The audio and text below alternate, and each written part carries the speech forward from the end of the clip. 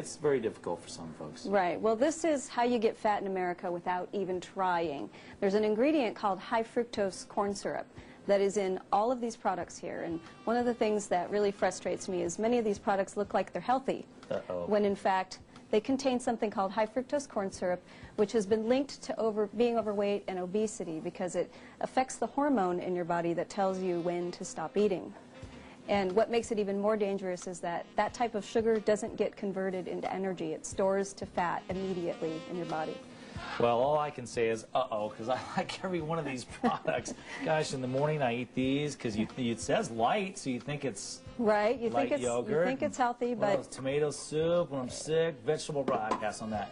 Animal cookies, love those. Yeah, but they're really dangerous because this type of sugar, high fructose corn syrup, makes people gain weight without them even realizing it. So you sabotage yourself without knowing it. Well, what do you suggest to people? Well, I suggest that you read the ingredient label on the food products that you buy so that you're not getting high fructose corn syrup in your diet. That's just one thing. Recently on high fructose corn syrup, it's been shown that over 50% of all the products that contain high fructose corn syrup actually have mercury in them. One of the most toxic things you could ever put in your body.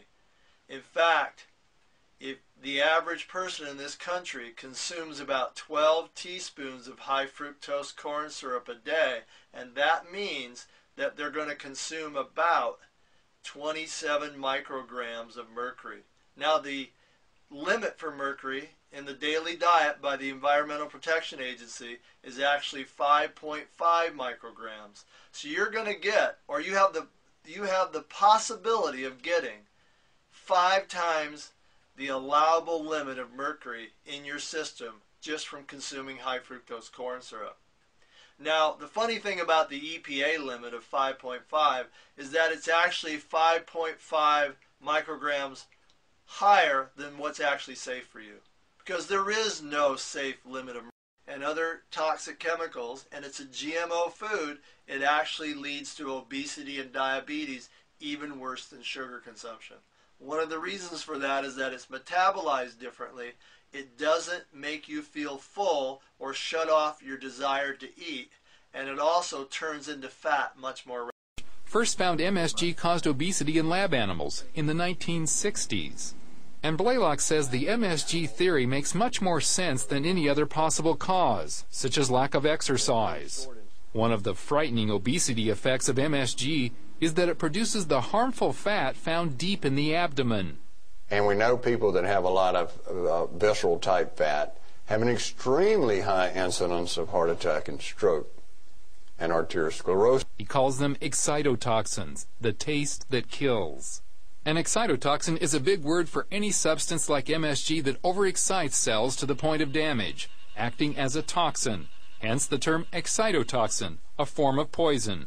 The FDA considers MSG safe, but numerous scientists have found that glutamate in the diet can cause a range of problems in animals, including obesity. These foods, particularly in a child, is certainly of the dose equal to what you're seeing in animals. Now, the thing that's peculiar about the child, they're 4 times more sensitive than an adult. Pound for pound. Pound for pound. So babies in the womb and young children up to about age 3 are the most threatened. That means expectant mothers may need to be mindful of their diets. And when the babies are born, moms may want to watch out for formula.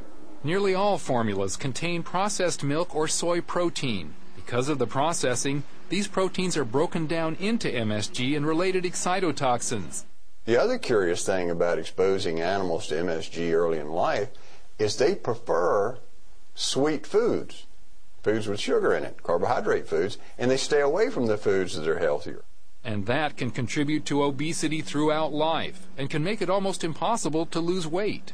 So is the public getting enough MSG in their food to trigger obesity? Estimates for MSG consumption vary widely, but almost everyone acknowledges significant and steady increases in the diet since 1960. And that may relate directly to government figures on excess pounds. Over the last 40 years, the government says adult obesity has jumped from 13% to 34%, and the number of overweight youth has quadrupled to almost 20%, with a steady rise for 40 years.